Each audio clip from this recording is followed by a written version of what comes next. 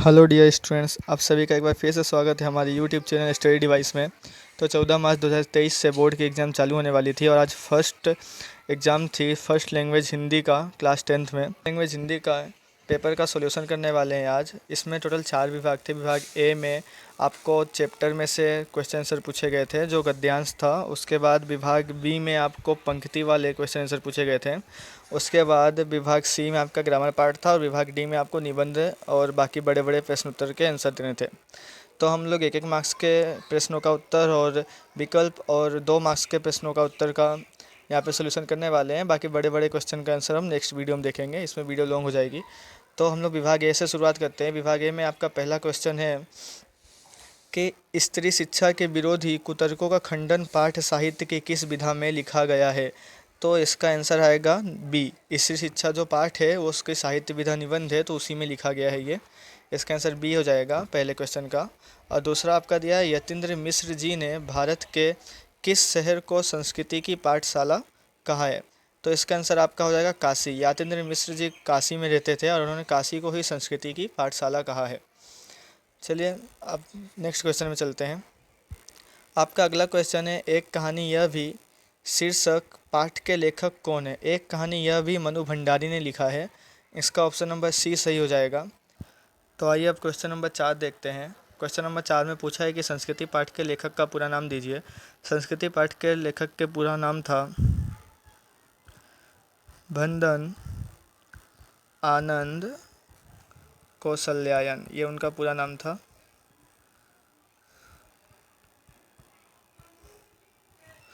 भंदन आनंद कौशल्यायन। फिर पूछा है आपको क्वेश्चन नंबर 5 में कि नौबत खाने में इबादत किस प्रसिद्ध कलाकार पर रोचक शैली में लिखा गया व्यक्ति चित्र है। यानी नौबत खाने में जो इबादत है वो किसके ऊपर लिखा गया है चैप्टर। तो एक चैप्टर लिखा गया है उस्ताद बिस्मिल्ला खां के ऊपर। आपको ऐसे लिख देना था, नौबत खाने में इबादत उस्ताद बिस्मिल्ला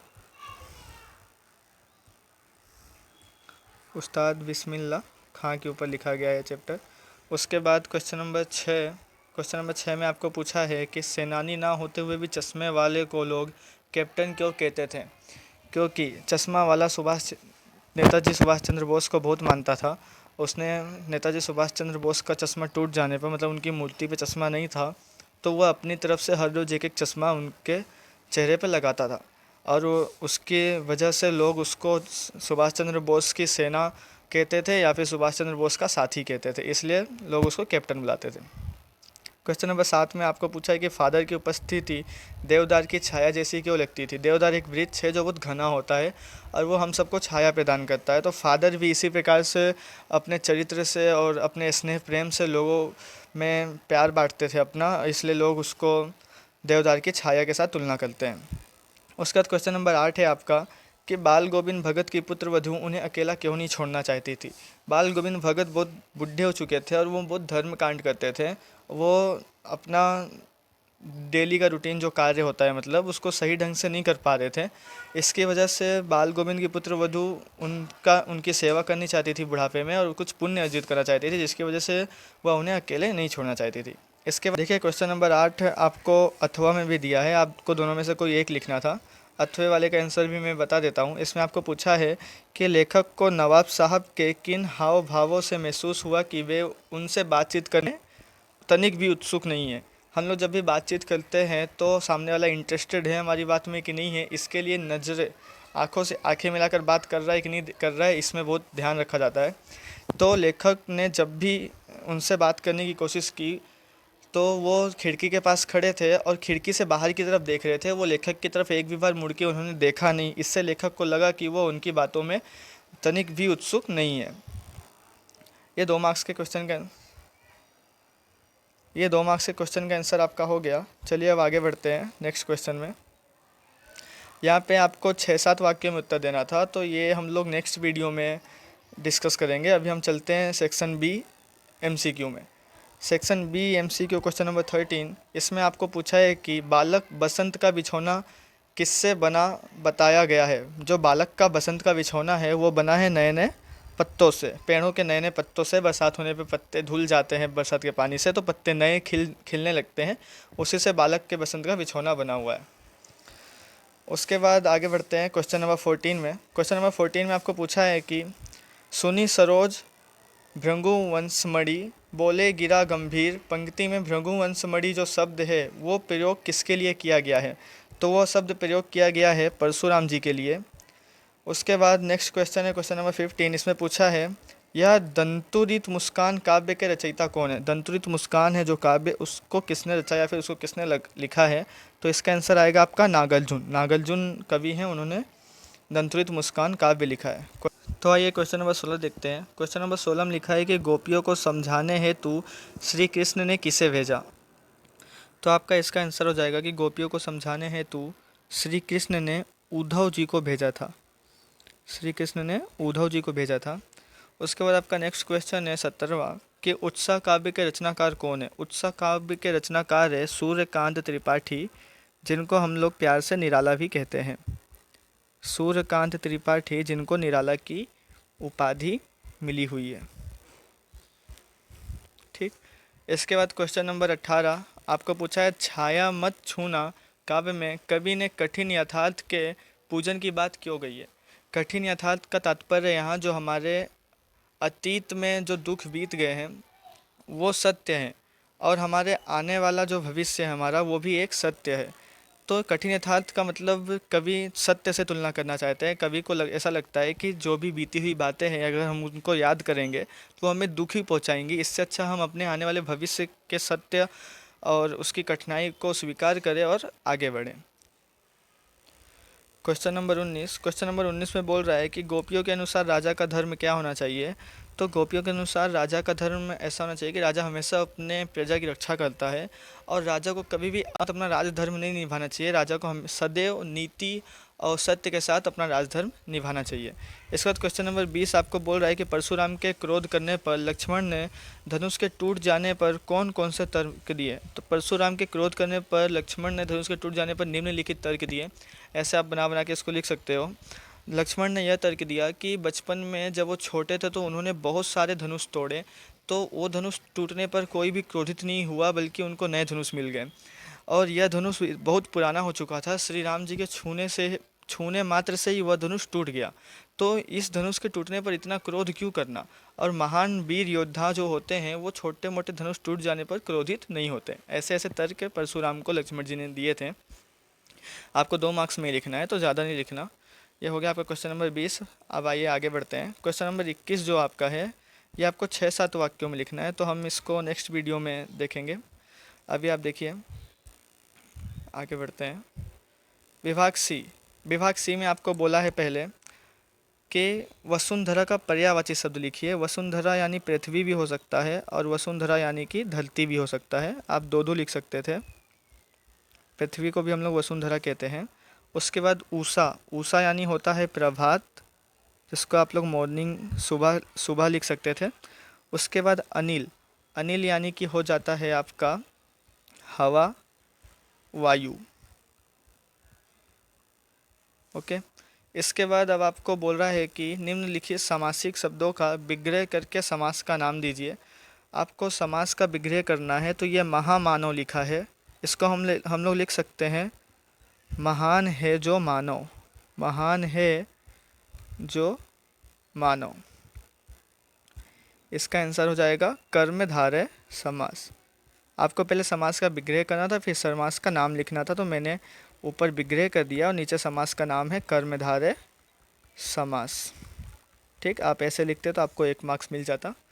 इसके बाद दूसरा आपको बोला है 28वें नंबर पे सप्तर्षि या फिर पद दलित, दोनों में से आपको कोई एक लिखना है। आपको यहाँ पे याद दिया गया है। तो सप्तर्षि यानी 7 ऋषियों का समूह। सप्तर्षि यानी हो जाता है आपका 7 ऋषियों का समूह। ये मैंने समास का विग्रह कर दिया। अब आपको समास का नाम लिखना है। तो जिस भी समास में गिनती आ जाती है तो हम लोग उसको क्या कहते हैं? द्विगु समास। इसका आंसर हो जाएगा आपका द्विगु समास। इसके बाद आपको अथवा में दिया है पद दलित। पद दलित का समास विग्रह होता है पद से दलित, जो गरीब हो, मतलब पद से दलित। पद से दलित यह हो जाता है आपका तत्पुरुष समास। ठीक, अब आइए आगे चलते हैं।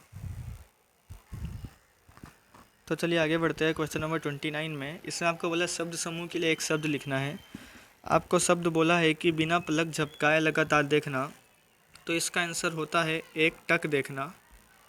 एक टक देखना, या फिर आप इसको निर्निमेष भी कह सकते हो। निर्निमेष यानी अपने पलक को झपकाए बिना लगातार देखना।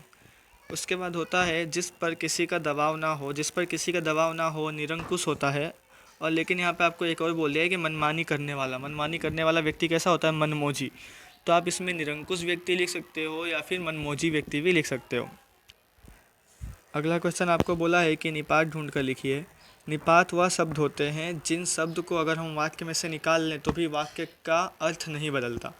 तो इसमें लिखा है कि निर्मला ही दूध लेने जाएगी, तो इसमें जो ही शब्द है, यह शब्द को अगर आप निकाल लोगे तो भी इसका अर्थ नहीं बदलने वाला, तो आपका इसका निपात हो जाएगा ही। नीचे लिखा है सुरेखा भी आचार्य बनना चाहती है, तो इसमें आप भी शब्द निकाल लोगे तो भी इसका अर्थ नहीं बदलेगा, तो इसमें निपात हो जाएगा भी। इसके बाद अगला क्वेश्चन दिया है आपको, क्वेश्चन नंबर 33। इसमें आपको क्रियापद ढूंढ के लिखना है। क्रियापद यानी इंग्लिश में जिसको वर्ब कहते हैं। इसका आंसर आ जाएगा समझाया और दिखाई। ये दोनों क्रियापद है आपके। चलिए अब आगे चलते हैं क्वेश्चन नंबर 35 में। इसमें कहावत का अर्थ लिखना है। आपको कहावत दी गई है ऊंची दुकान और फीके पकवान। इसका मतलब होता है कि नाम बड़ा होना लेकिन उसका गुण छोटा होना। किसी कंपनी का नाम बड़ा या फिर उसके गुण मतलब दुकान बोला है, दुकान का नाम बड़ा है लेकिन उसके पकवान यानी उसके अंदर की गुणवत्ता कैसी है? छोटी है। इसके बाद क्वेश्चन नंबर 35 भी आपको अथवा में दिया है। आप दोनों में से कोई एक लिख सकते थे, ऊपर या नीचे वाले दोनों में से कोई एक। अब नीचे लिखा है अब पछताए होत क्या जब चिड़िया चुग गई खेत, यानी कि समय बीत जाने पर पछताना व्यर्थ है। इसका मतलब होता है कि अगर समय गुजर गया है तो उसमें पछता करके कुछ फ़ायदा नहीं होगा। क्वेश्चन नंबर 36 देखिए, आपको दिया है कि मुहावरे का अर्थ तो लिखना है आपको, लेकिन साथ में वाक्य में प्रयोग भी करना है, तब आपको फुल मार्क्स मिलेगा। क्वेश्चन नंबर 36 लिखा है कि आग लगाना।